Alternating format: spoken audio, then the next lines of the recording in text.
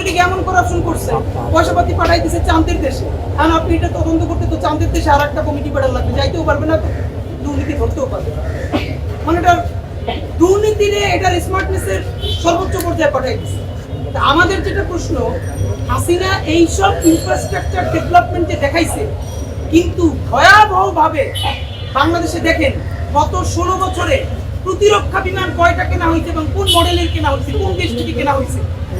একটা মাত্র মিডিয়া আমরা গত 1 বছরে দেখেছি, সম্ভবত এনটিভি না কারা, একটা সাহস নিয়ে প্রতিবেদন করেছিলেন যে বাংলাদেশের প্রতিরক্ষা অবস্থা এখন কি। আমরা তো আপনাদের সবার কাছে প্রত্যাশা করেছিলাম হাসিনা যে বাংলাদেশের প্রতিরক্ষা ব্যবস্থা ভারতের কাছে বর্গা দিয়েছিল, তার বিনিময়ে সে এখানে ক্ষমতায় টিকেছিল, তার বিনিময়ে সকল ভাঙ্গারি জিনিসপত্র হাজার হাজার কোটি টাকা দিয়ে অন্যান্য রাষ্ট্রকে খুশি করেছে। এগুলো নিয়ে এখন তো আপনারা ন্যূনতম প্রতিবেদন করতে পারেন। এখন তো রাষ্ট্রের সেই সেন্সরশিপ নাই ভাই, আপনারা এখন করছেন না কেন? আপনাদের প্রতি বিনীত অনুরোধ, এই যে হাসিনা এই দুর্নীতিগুলো করেছে, এই দুর্নীতির মধ্য দিয়ে সে পুরো প্রতিরক্ষা ব্যবস্থা, এটা সর্বশেষ প্রমাণ আপনাদেরকে বলি, আপনারা গত 2-3 দিন আগেও মিডিয়ায় দেখেছেন, F-16-17 যে যুদ্ধ বিমানটা বাংলাদেশ কিনতে চায়, সেখানেও ভারত বাধা দিচ্ছে। বর্তমান সরকার F-17 যে যুদ্ধ বিমান আছে তারা কেনার চেষ্টা করছে, কিন্তু সেই ভারত বারবার সেখানে ডিস্টার্ব করছে।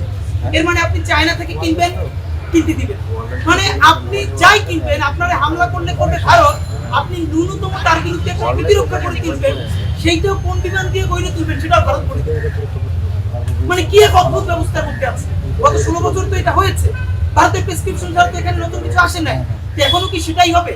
এই সরকার কেন নতুন করে চুক্তি করে চায়নার সাথে সামরিক চুক্তি করে সে ব্যালেন্স করুক, সে চায়না থেকে কিনুক, সে আমেরিকা থেকেও কিনুক।